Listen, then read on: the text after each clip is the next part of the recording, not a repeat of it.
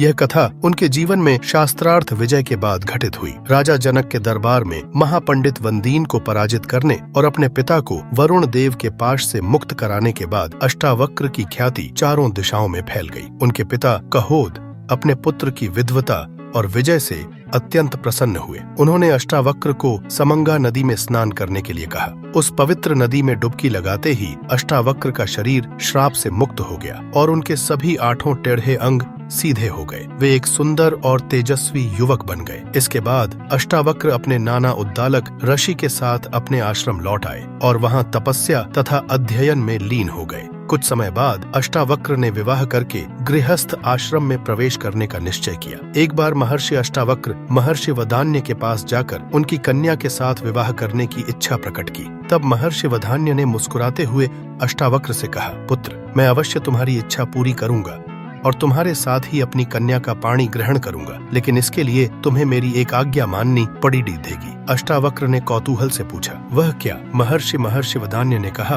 तुम्हें उत्तर दिशा में जाना होगा। अलकापुरी और हिमालय पर्वत के आगे जाने पर तुम्हें कैलाश पर्वत मिलेगा। वो दने के बाद तुम्हें मेघ के समान एक नीलावान मिलेगा। उस स्थान पर एक वृद्धा तपस्विनी रहती है। तुम उसके दर्शन करके लौट आना। मैं उसी क्षण अपनी पुत्री का विवाह तुम्हारे साथ कर दूंगा। अष्टावक्र ने महर्षि बदने की बात स्वीकार कर ली और यात्रा के लिए चल पड़ा थे। पहले तो वे हिमालय पर्वत पर पहुँचे और वहाँ धर्मदायिनी बाहुदा नदी के पवित्र जल में स्नान और देवताओं का तर्पण करके उसी पवित्र स्थान पर कुशासन बिछाकर विश्राम करने लगे। वही रात भर सुखपूर्वक सोए। वही प्रातः काल अग्नि प्रज्वलित करके उन्होंने यज्ञ किया। वही पास में एक तालाब था जहाँ शिव पार्वती की मूर्ति थी। अष्टावक्र ने मूर्ति के दर्शन किए और फिर अपनी यात्रा पर चल दिए। चलते चलते वे कुबेर की नगरी में पहुँचे। उसी समय मणिभद्र के पुत्र रक्षक राक्षस कर के साथ उधर आए। अष्टावक्र ऋषि ने उन्हें देखकर कहा है, भद्र, आप जाकर कुबेर को मेरे आने की सूचना दे दे। मणिभद्र ने कहा, महर्षि, आपके आने का समाचार तो भगवान कुबेर को पहले ही प्राप्त हो चुका है। वे स्वयं आपका समुचित सत्कार करने के लिए आ रहे हैं। कुबेर ने आकर महर्षि अष्टावक्र का स्वागत किया और उन्हें अपने भवन में ले गए। तपस्वी अष्टावक्र 1 वर्ष तक कुबेर के यहाँ रुके रहे। फिर उन्हें महर्षि वदने की आज्ञा की याद आई और उन्होंने कुबेर से चलने की आज्ञा मांगी। कुबेर ने और ठहरने का ऋषि से काफी आग्रह किया, लेकिन अष्टावक्र अपनी यात्रा पर चल पड़ा थे। वे कैलाश मंदिर और सुमेरु आदि अनेक पर्वतों को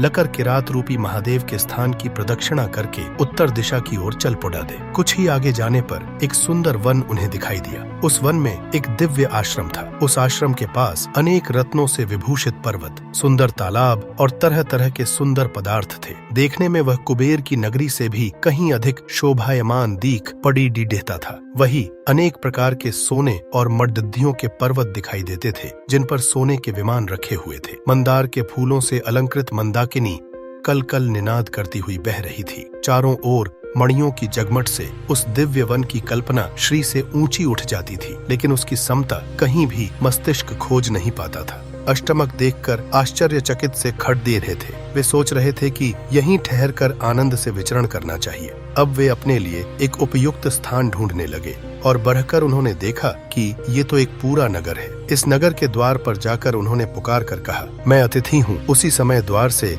7 परम सुंदरी कन्या अतिथि के स्वागत के लिए निकल आई। उन सुंदरियों ने कहा, ये भगवंत पधारिए, हम आपका स्वागत करती है। महर्षि एक भव्य प्रसाद के अंदर चले गए। वहाँ उन्हें सामने ही एक वृद्धा बैठी मिली। वह स्वच्छ वस्त्र पहने थी और उसके शरीर पर अनेक तरह के आभूषण थे। महर्षि को देखते ही वह वृद्धा उठकर खड्डीदित ही हो गई और उनका समुचित स्वागत करके बैठ गई। महर्षि भी वही पास में बैठ गए। उन्होंने उन सुंदर कन्याओं की तरफ परखकर कहा है, कन्याओं, और तुम में से जो बुद्धिमती और भैरवती हो वही यहाँ रहे, बाकी सब यहाँ से चली जाए। एक को छोड़कर सभी कन्याएं वहाँ से चली गई। वृद्धा वहीं बैठी रही। रात होने पर महर्षि के लिए एक स्वस्थ शैया की व्यवस्था कर दी गई। जब महर्षि सोने लगे तो उन्होंने उस वृद्धा से भी जाकर अपनी शैया पर सोने के लिए कहा। उनके कहने पर वृद्धा अपनी शैया पर जाकर लेट गई। रात्रि का एक ही प्रहर बीता होगा कि वृद्धा जाध्य का बहाना करती हुई कपती हुई महर्षि की शैया पर आ लेटी और कावतुर होकर अष्टावक्र के शरीर का आलिंगन करने लगी।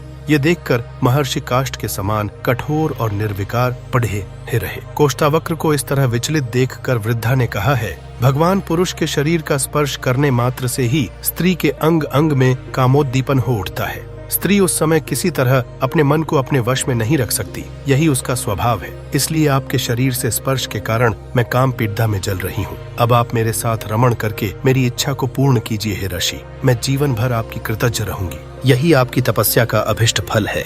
मेरी ये सारी संपत्ति आपकी ही है। आप यही मेरे पास रहिए। देखिए, हम यहाँ लौकिक और अलौकिक अनेक प्रकार के सुख भोगते हुए रहेंगे। अनाथ, अब इस तरह मेरा तिरस्कार ना कीजिए, क्योंकि इससे मेरी आत्मा को बड़धा कष्ट पहुंचेगा। पुरुष संसर्ग से बढ़कर स्त्रियों के लिए श्रेष्ठ सुख नहीं है। काम से पीड़ित होकर स्त्रियां स्वेच्छाचणी हो जाती है। उस समय तपी हुई बालू पर या कठोर शीत में विचरण करने से भी उनको तनिक भी कष्ट नहीं होता। आप किसी भी तरह मेरी अतृप्त कामना को तृप्त कीजिए। वृद्धा की प्रार्थना सुनकर अष्टावक्र बोले, हे देवी, मैं एक तपस्वी हूँ और बचपन से अभी तक पूर्ण रूप से ब्रह्मचारी रहा हूँ। किसी भी स्त्री का शरीर मैंने स्पर्श नहीं किया।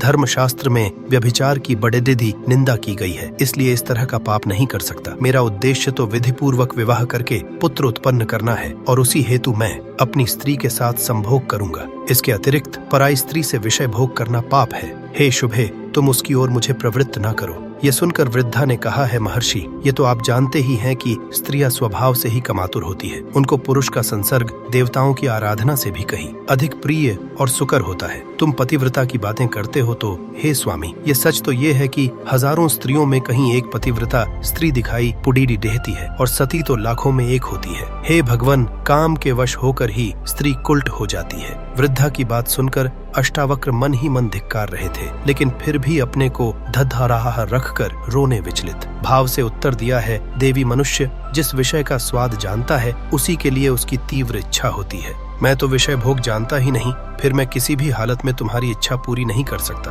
वृद्धा ने कहा, यह ना कहीं ना था। आप यहाँ कुछ दिन ठहरिए, तब अपने आप ही आपको संभोग सुख का स्वाद मिल जाएगा। तब मैं और आप पूर्ण सुख के साथ रहा करेंगे। अष्टावक्र ने कहा, है देवी, जो तुम कह रही हो वह संभव नहीं है। ये कहने के पश्चात महर्षि अष्टावक्र सोचने लगे कि यह वृद्धा इस तरह काम से पीड़ित क्यों है। तभी उनके हृदय में संशय ज्यादा की हो सकता है कि ये कुछ समय पूर्वज प्रसाद की अधिष्ठात्री देवी को युवती हो और किसी शाप के कारण इस तरह कुरुवृथा हो गई हो। ये संशय पैदा होते ही उन्होंने उसकी कुरूपता और वृद्धावस्था का कारण पूछना चाहा, लेकिन उचित इतना समझ नहीं पूछा। एक दिन बीत गया। संध्या होने पर वृद्धा ने आकर कहा, है महर्षि युवा, देखिए सूर्य अस्त हो रहा है, आपकी क्या आज्ञा है। अष्टावक्र ने कहा, है सुबह स्नान करके मैं संध्या वंदन करूंगा। वृद्धा ने जल का प्रबंध किया। महर्षि स्नान कर चुके। इसके बाद वृद्धा ने पूछा, ये भगवान, अब मैं क्या करूं। अष्टावक्र कुछ भी उत्तर नहीं दे पाए और चिंतामग्न होकर सोचने लगे। इसी बीच उत्तर की प्रतीक्षा करती हुई वृद्धा उठी और अंदर से थाल में सजाकर स्वादिष्ट भोजन ले आई। महर्षि भोजन करने लगे। फिर भोजन करते करते उन्हें पूरा दिन बीत गया। रात्रि आई। वृद्धा ने अलग अलग पलंग बिछवा दिए। महर्षि जाकर अपने पलंग पर लेट गए और कुछ देर बाद उनको नींद आ गई। आधी रात्रि के समय वृद्धा फिर संभोग की इच्छा रखती हुई